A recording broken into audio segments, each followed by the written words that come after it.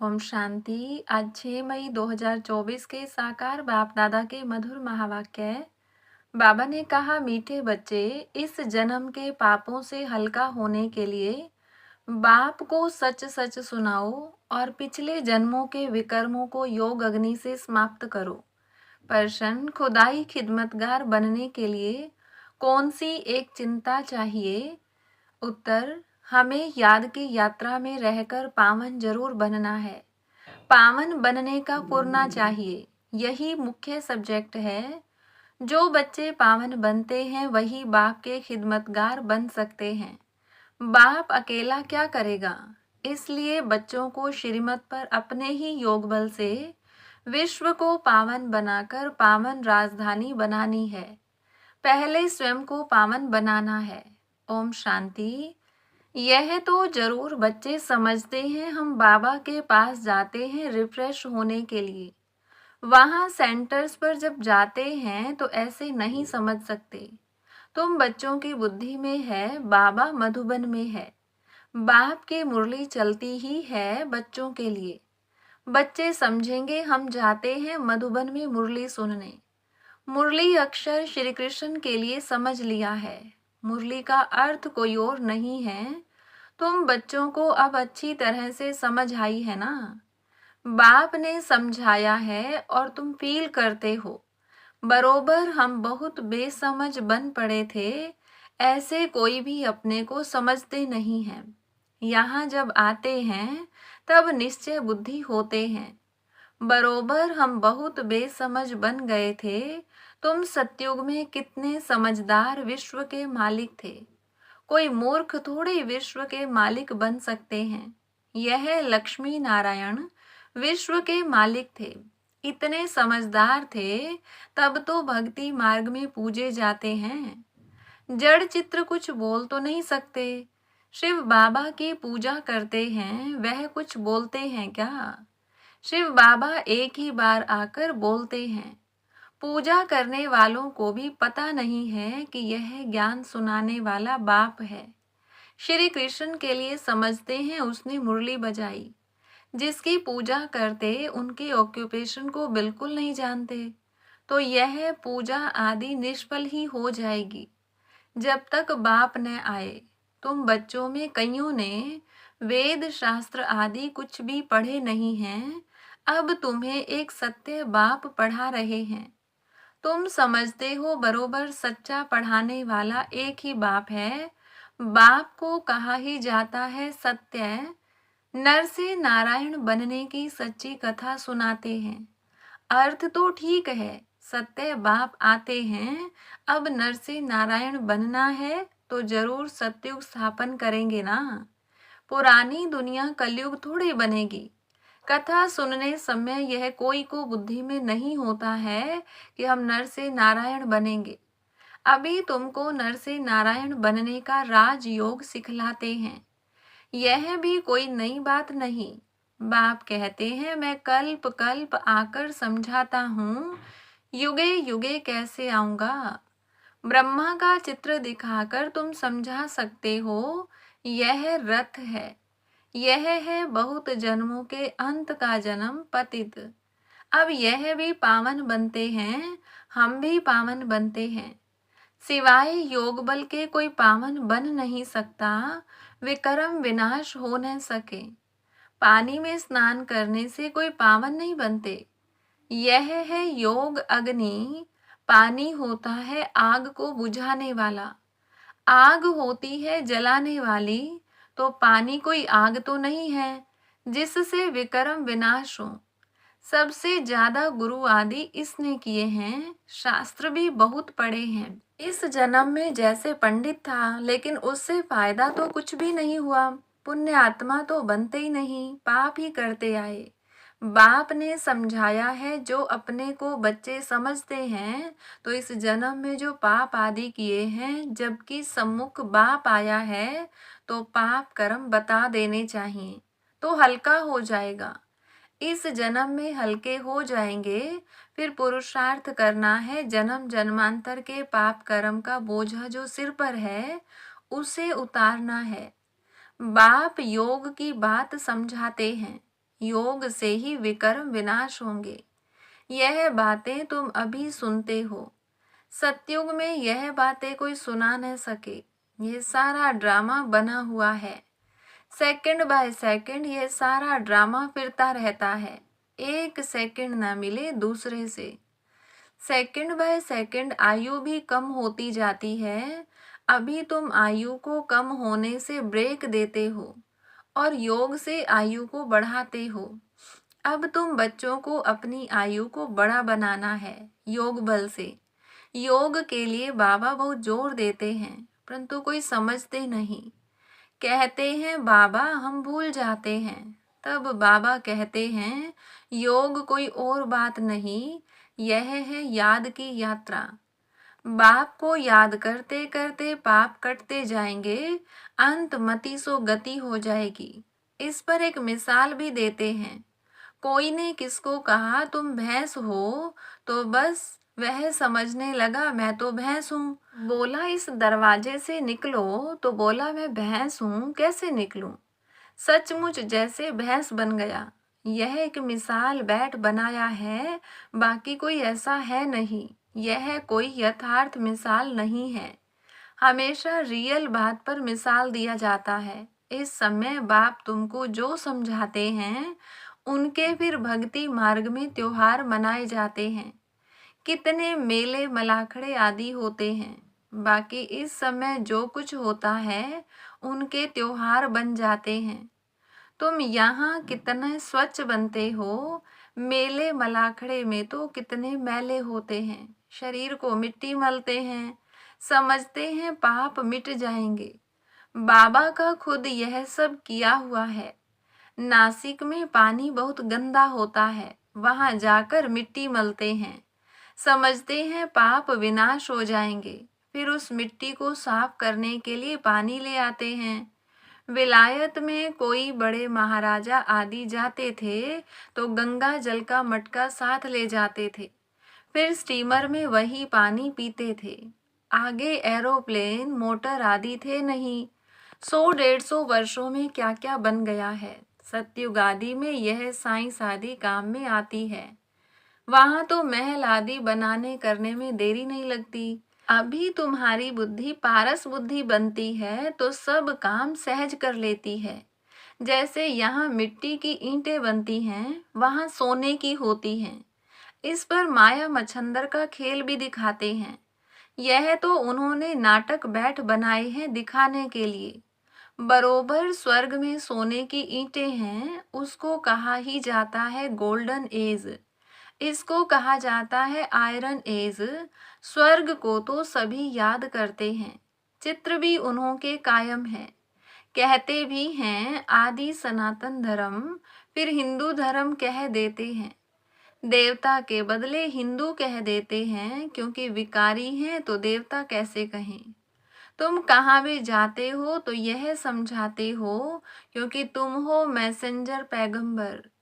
बाप का परिचय हरेक को देना है। कोई झट समझेंगे कि बरोबर तुम ठीक कहते हो, दो बाप बरोबर हैं। कोई कह देंगे परमात्मा तो सर्वव्यापी है। तुम समझते हो एक से हद का वर्षा मिलता है, पारलौकिक बाप से बेहद का वर्षा मिलता है 21 जन्म के लिए।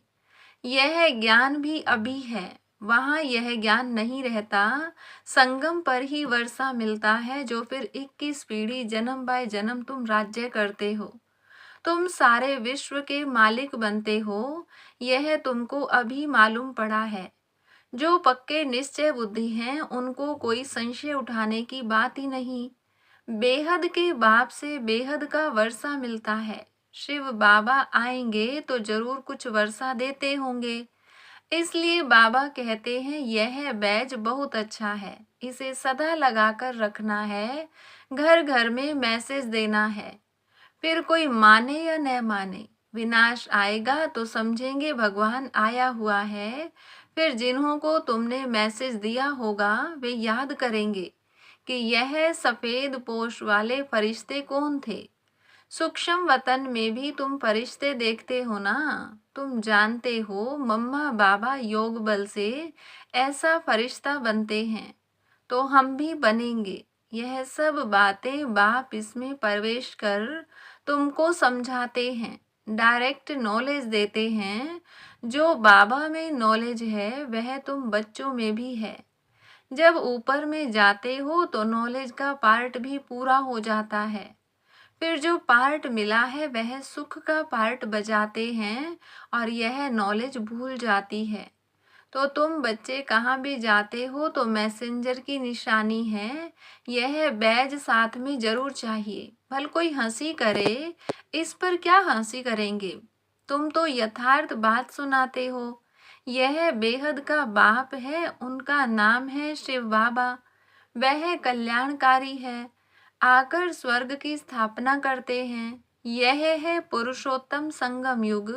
यह सारा ज्ञान तुम बच्चों को मिला है, फिर भूलना क्यों चाहिए? बात तो बिल्कुल सहज है। चलते फिरते बाप और वर्षे को याद करना है, शांति धाम और सुख धाम। तुम बच्चे यहाँ आते हो, मुरली सुनकर जाते हो, फिर सुनानी भी चाहिए। ऐसे नहीं सिर्फ एक ही ब्राह्मणी मुरली चलाए। ब्राह्मणी को आप समान बनाकर तैयार करना चाहिए, तब बहुतों का कल्याण कर सकेंगे। अगर एक ब्राह्मणी कहाँ चली जाती है तो दूसरी क्यों नहीं सेंटर चला सकती? क्या धारणा नहीं की है? स्टूडेंट को पढ़ने और पढ़ाने का शौक चाहिए। मुरली तो बहुत सहज है, कोई भी धारण कर क्लास करा सकते हैं। यहाँ तो बाप बैठे हैं, बाप बच्चों को कहते हैं कोई भी बात में संशय नहीं होना चाहिए। एक बाप ही है जो सब कुछ जानते हैं। एक ही एम ऑब्जेक्ट है, इसमें कोई भी प्रश्न आदि पूछने का भी नहीं रहता। सुबह को भी बैठ बच्चों को याद की यात्रा में मदद करता हूँ। सारे बेहद के बच्चे याद रहते हैं।